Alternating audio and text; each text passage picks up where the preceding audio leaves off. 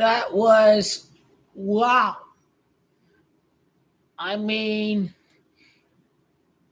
I can't say all of us knew the Lakers were going to win because the GOAT King of Bonner haters was saying something else. It got quiet real quick tonight. Got quiet real quick.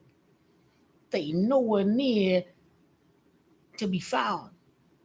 There's not that many people in the stream.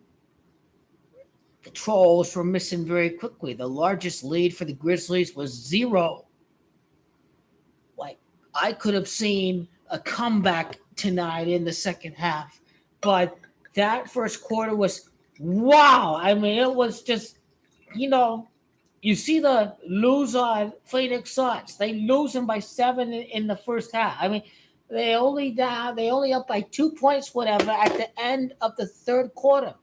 One team handled their business very quickly. That is the LA Lakers.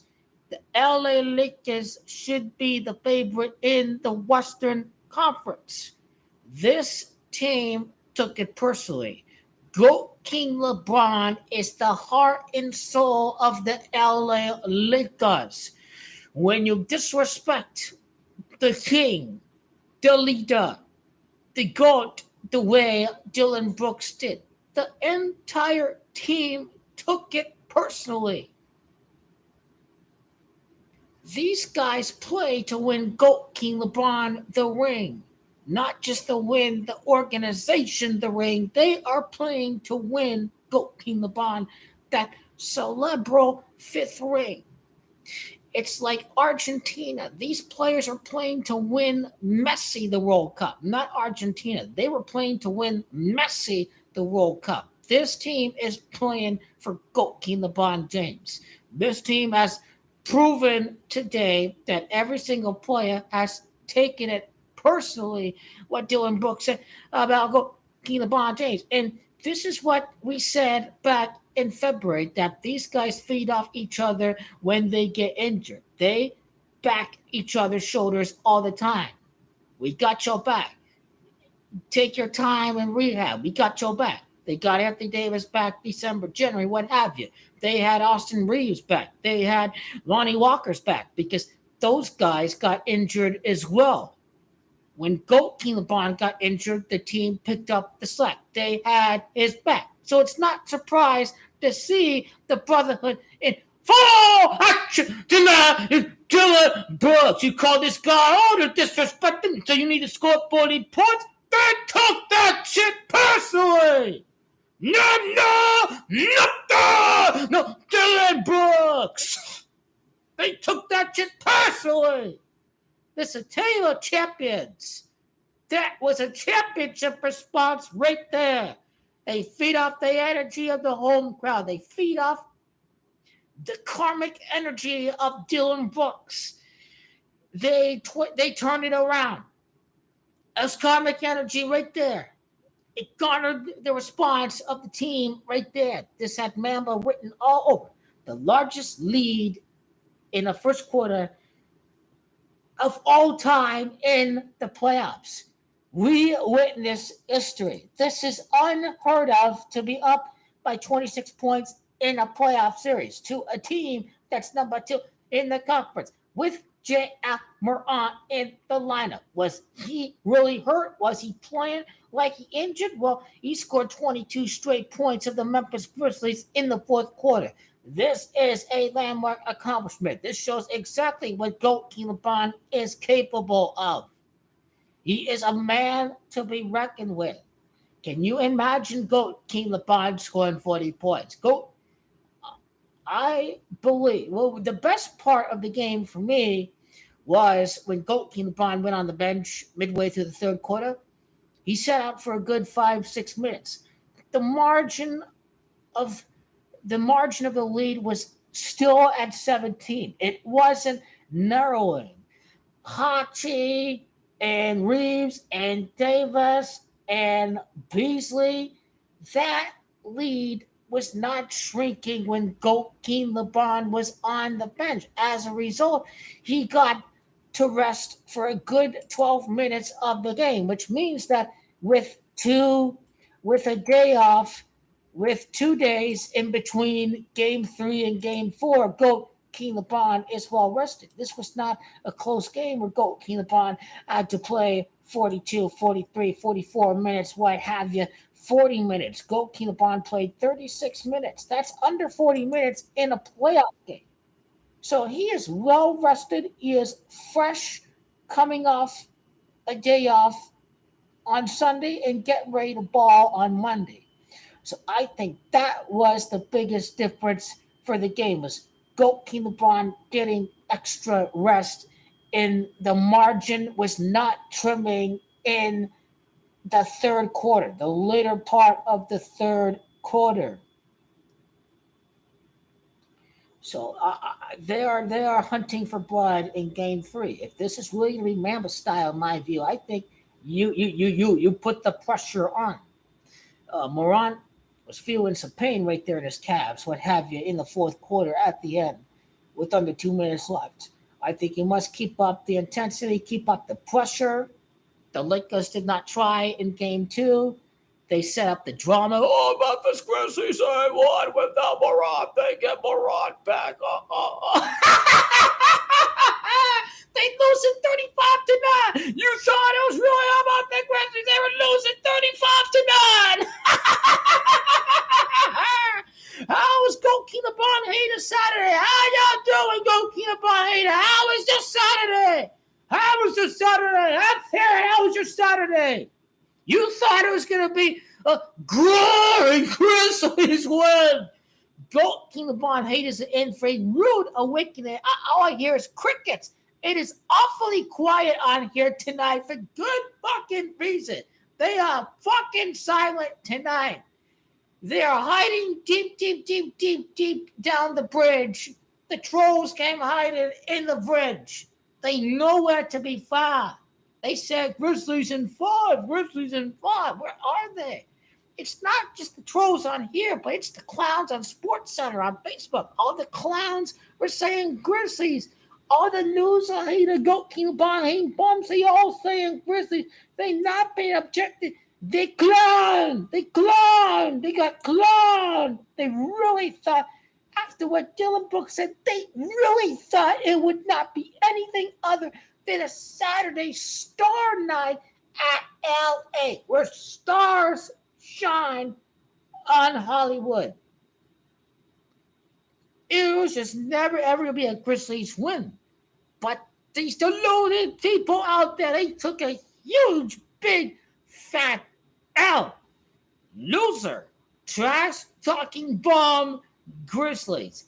Ain't walk the walk. You want respect, you have to win a ring. You have to go to the conference semifinals. The Mavericks went to the conference semifinals. The Phoenix Suns went to the conference semifinals. They won a West, whatever. The Grizzlies, they all just talk. This is a game where there is no helping you if a game like this doesn't humble you very quickly. And the Lakers sent a message right after Game 2. They said, stay humble indeed. Let the Grizzlies do the talking. Let's keep the focus. The art of Zen, the Jedi mind tricks, it all worked. All the talk got in the Grizzlies' head. The task at hand is what the Lakers were focusing on through the entire preparation. Not just the game, but the Thursday, the Friday, all of that, the preparation, the focus, the stay locked in contributed to that first quarter. In addition to you watch these guys in the post game. They, let me butt in on the interview. Yeah. That's a brother. It wasn't just the post-game interview right after the game against the Timberwolves, but I forgot who it was. Anthony Davis interviewing. Austin Reeves came chiming in. You know that is a real-ass fucking locker room. They have a tight bondage in the locker room. That's what I really love seeing. As these guys are a tight-knit of brothers. They will go out and die for each other. That's the real mentality of winners that you like to see all across the board from this team. The swagger, the confidence. On top of the swagger in the conference, they just let the talking take care of itself on the basketball court. Like Tim Duncan, whatever. Kobe will talk trash to you on the court, but Kobe won't be saying nonsense to the media, trash talking, whatever, like the Memphis Grizzlies. They do the talking on the basketball court. And you heard King LeBron before the game. He said this all bullshit. I'm not focused on that bullshit. He took the task at hand quickly. He showed how much bullshit was happening very quickly from the Grizzlies. A 35-9. He ain't listening to no bullshit. He focused on the task at hand. All this, we're gonna beat you. We're gonna beat you. All this running their mouth. It's all bullshit. That's what King LeBron said before the game. I ain't worried about that bullshit. All this bullshit, horse shit, horse manure. He was focused on the task at hand. He's not worried about this gibberish talk of getting in the opponent's head. He's only focused on beating the opponent on the basketball court. That's what I love seeing from GOAT King LeBron James tonight. And that's a message that will stay very true through the rest of the way. I would have loved to see Wenyan get some minutes in the fourth quarter, more minutes for Lonnie Walker. More rest in the fourth quarter, but ultimately, I think Darvin Ham has made the right call to play the lineup in the fourth quarter so they get used to the grind of playing close to 48 minutes. Even if it's just 36, whatever. My point is, when you need to play 48 minutes, that these guys will be ready for it. So I think that's a solid plan from Darvin Ham in the fourth quarter. And these guys took it personally. Hope J.A. Moran is certainly not going to go down without a fight. I mean, let's see how Moran does in the early stages of Game 4. But I think the rest of his teammates are going to be very rattled, I believe. It ain't a job done until you keep on laying the hammer down and applying the pressure. That's the Mamba mentality, and I believe that they want to close the deal, close the door on the rest of the series. It's not just one game that they look at to come out with a vengeance on what these guys did to disrespect GOAT King LeBron James. I think the most poetic ending of the series would be to win the final 3 games. To send a statement that, hey, you're not going to disrespect GOAT King LeBron James like that. To come in and get a home win and come in for a closeout game on the road, or if we're just concerned about the extra revenue, whatever, for the commissioner, then they give the home fans a 3-for-3 at home. But then the 38th game of the playoffs is at Memphis. The 38th game of the 2023 postseason. Memphis and the King is Gematria 38. It would only be right.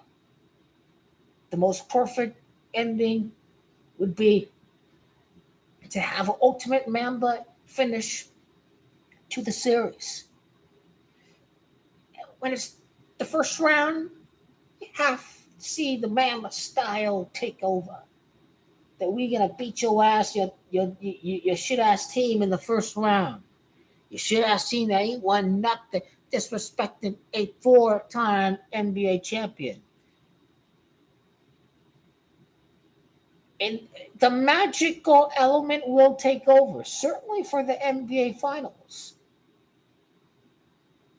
May see some comebacks against the loser Phoenix Suns. Remember, loser Phoenix Suns won 0 games against GOAT King LeBron throughout the course of the entire season. That is the top stat for the conference finals. That is my top stat because that is a real statistic. More real than the fact that Kevin Durant, ever since his time with the Suns, have not won a game against the Lakers.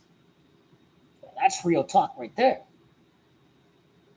without two of a big three, and you go out and that's the way. No, the way the Sun team started out so flat. I have to watch that garbage throughout the first half. Why should I watch that garbage?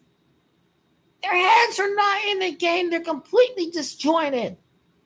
There's something missing with that team. It is the mentality. It is the dog. It is the killer instinct. It is your inner grizzly.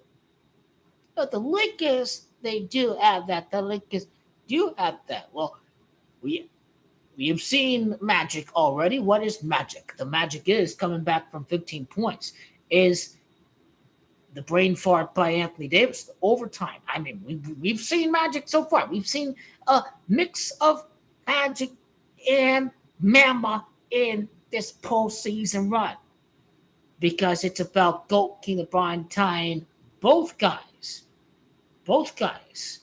Mamba and Kobe. So embrace the magical element, even though you're scared. Oh, Mike, is that?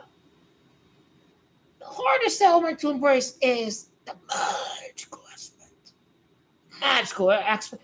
The thing about the magical aspect, though, is that for the magical aspect to happen, you need a little bit of Mamba to execute the magical aspect. We're talking about elimination games. We're talking about comebacks. We will see that at some point. Remember, the Lakers are due for one back against the Celtics.